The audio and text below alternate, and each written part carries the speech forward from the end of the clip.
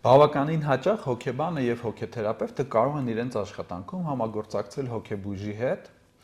ով համապատասխան դեղորայքի անհրաժեշտության պարագայում անում են նշանակումներ, որովհետեւ հոգեբույժն է հոգեկան առողջության ոլորտի բժիշկը եւ դեղեր նշանակողը։ Հոգեբանը, հոգեթերապևտը, ով ունի բժշկական կրթություն,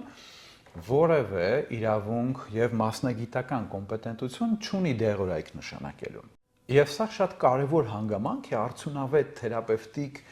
process-ի համար, որ ամեն մասնագետ համագործակցելով կարողանա իր կոմպետենտության դաշտում գործել։ Համենայն դեպս հոգեբանը կամ հոգեթերապևտը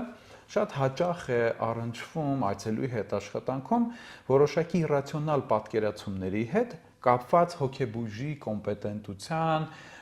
դեղորայքի ազդեցության եւ այլ հարակից հարցերի հետ, հարցեր, որոնք կարծես թե չեն վերաբերվում հոգեբանին եւ հոգեթերապևտիկ process-ին, բայց մյուս կողմից էլ վերաբերվում են, որովհետեւ այդ պատկերացումները անմիջականորեն ազդում են այցելուի վարքի եւ էմոցիաների վրա։ Այդ իսկ պատճառով շատ կարեւոր է դրանք նույնպես քննարկել։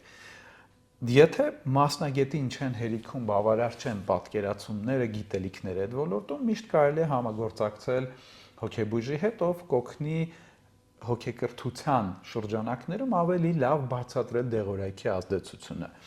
Օրինակ ամենատարածված պատկերացումներից մեկը, որը մեծապես ազդում է այցելուների ընկալման վրա, դեղորայքային բուժման ընկալման եւ հոգեբույժի դերակատարման ընկալման, դա նաեւ որ իրենք ասում են, որ այ հակադեպրեսանտները նշանակել է բժիշկը, բայց դրանք չեն օգնում, կամ ես գնացի, ինքը փոխեց, հետո նորից փոխեց, ու երբեմն տպավորություն է ստեղծվում այցելուների մոտ, որ դե ուրեմն հոգեբույժը կոմպետենտ չի, կամ դեղերը ընդհանրապես ինչ չեն օգնում, կամ դեղորայքը սուտ բան է, որտեղ հտես խմում եմ չի օգնում։ Այստեղ շատ կարևոր է օգնել այցելուին տեսնել իրականությունը, ու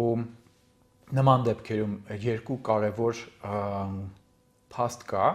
որով կիսվելը քննարկել այցելուների հետ օգնում է, դա նա է, որ առաջին հերթին հատկապես հակադեպրեսանտների պարագայում, հատկապես SSRI հակադեպրեսանտների դեպքում, այսինքն սերոտոնինի հետադարձ զավթման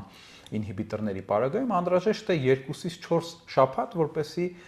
ազդեցությունը երևա եւ դեղորայքի դրական էֆեկտները այցելուն սկսի զգալ իր վրա։ Բացի դրանից նաև շատերը զարմանում են, թե ինչու ինձ մոտ տագնապային խնդիր է, իսկ ինձ նշանակել են հակադեպրեսանտ, բան նրանում է, որ այդ հակադեպրեսանտները նաև տագնապային խանգարումների դեպքում են օգտակար։ Հաջորդ բանը նա է, որ այ ինչի միանգամից հնարավոր չի նշանակել ճիշտ դեղորայք, կամ եթե սա չի օգնում, ինչու են փոխում, բժիշկը չգիտի, կոմպետենտ չի, դրա համար էլ սենց գիտափորձեր է անում ինձ վրա։ Դա էլ իրականում այդպես չէ, որովհետև կան շատ այստեղ մանր նյուանսներ, որոնք նույնիսկ հոգեբանը չի կարող իմանալ, նյուանսներ, որոնք ազդում են այդ process-ի վրա եւ պայմանավորում նման պահվածքը հոգեբույժի։ Ամենատարածված բաներից մեկ օրինակն է, որ մոտավորապես, ինչպես ասվում է այս գրքում, depression resistance, մոտավորապես 25% դեպքերում առաջին նշանակումը հակադեպրեսանտի արդյունք չի ունենում։ Եվ սա ընդհանրապես կախված չէ ոչ այցելուի սեռից, տարիքից, ոչ էլ հակադեպրեսանտից, այսինքն դեռ որևէ կորելյացիա, այսինքն որևէ պատճառ համընկնում բացահայտված չէ, թե ինչու է, որ 25% դեպքերում չի աշխատում հակադեպրեսանտը։ Սա օրինակ այն գիտական հետազոտական փաստերից մեկն է, որը կարա պատճառ լինի նրա, թե ինչու ձեր առաջին նշանակումը չօգնեց եւ ինչու հոգեբույժը փոխեց դեղորայքը։ Եվ բնականաբար կան էլի հանգամանքներ, թե ինչի է այդպես վարվում հոգեբույժը,